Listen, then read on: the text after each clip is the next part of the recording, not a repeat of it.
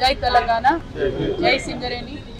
HMS కార్యవర్గం అంతా కూడా గౌరవనీయులు రియాజ్ అహ్మద్ గారు అందరూ కూడా కలిసి మరి బలరాం గారిని కలవడం జరిగింది. సింగరేణి సిఎండి గారిని ప్రత్యేకించి ఏదైతే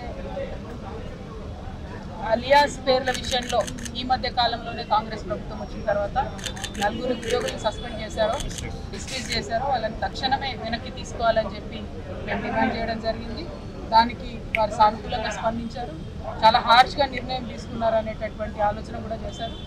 కేసీఆర్ గారు ఉన్నప్పుడు చూసి చూడనట్టుగా అలియాస్ పేర్లు ఉన్నటువంటి వాళ్లకు ఫ్రీడమ్ ఇచ్చి వాళ్ళు కొనసాగేలాగా చేసినాం. అదే ఒరవడి కొనసాగించాలని చెప్పి డిమాండ్ చేసినాం. ఇప్పుడు ఆల్రెడీ తీసేసినటువంటి 4 మాత్రం వెనక్కి తీసుకోమని మేము డిమాండ్ చేసినాం. హెచ్ఎంఎస్ ఆధ్వర్యంలో ఆ డిమాండ్ను సాధించుకుంటామనేటటువంటి విశ్వాసం మాకు ఉన్నది. ఎట్ ద సేమ్ టైం కొత్త మైండ్స్ ఓపెన్ చేయాలి, కొత్త మైండ్స్ ఓపెన్ చేసి కొత్త ఉద్యోగాలు ఇవ్వాలనేటటువంటి డిమాండ్ కూడా చేసి రియాజ్ అన్న గారు మేము కూడా మరి ఎక్కడెక్కడ కొత్త మైండ్లు ఉన్నాయి, ఎక్కడ కొత్త షాఫ్ట్ ఓపెన్ చేసి తక్షణమే ముందుకు తీసుకెళ్ళొచ్చు అనేటటువంటి అంశాన్ని కూడా చెప్పడం జరిగింది. దాంతోపాటు ప్రత్యేకించి ఎస్టీపీపీలో ఏదైతే ల్యాండ్ లూజర్స్ ఉన్నారో, భూ నిర్వాసితులు ఉన్నారో 1600 మంది ఉన్నారు, వాళ్ళకైతే జాబ్ ఇవ్వాలని అడిగినా ఆ జియో సపోర్ట్ చేయడం లేదని సిఎండి గారు చెప్తే కూడా ఇదివరకు ఖైరీగూడెంలో ఇచ్చినటువంటి విషయాన్ని కూడా వారికి గుర్తు చేయడం జరిగింది. మరి ఆ లైన్లో ఈ ప్రభుత్వం ఆలోచన చేయాలని చేస్తుందని కూడా నేను కోరుకుంటా ఉన్నాను. ఎట్ ద సేమ్ టైం నిన్న మొన్న మెడికల్ బోర్డు పెట్టి మరి ఏదైతే 50 మందిని అన్ఫిట్ చేయకుండా 1 సంవత్సర పాటు వేతనం లేకుండా వారి కుటుంబాలని అలా రోడ్డు బయట చేసినారో దాని మీద తక్షణమే స్పందించి మరి మెడికల్ బోర్డు ఇవన్నీ కాదు, పాత విఆర్ఎస్ తీసుకురండి.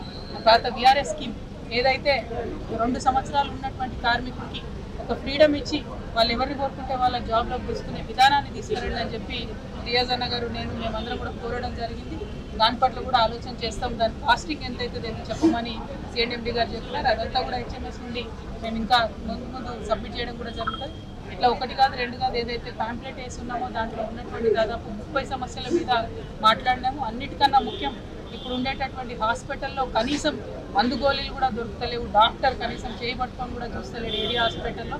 దీన్ని తీవ్రంగా పరిగణించాలి, డాక్టర్స్ అందుబాటులో ఉండేలాగా చేయాలని చెప్పి కూడా మేము డిమాండ్ చేయడం జరిగింది.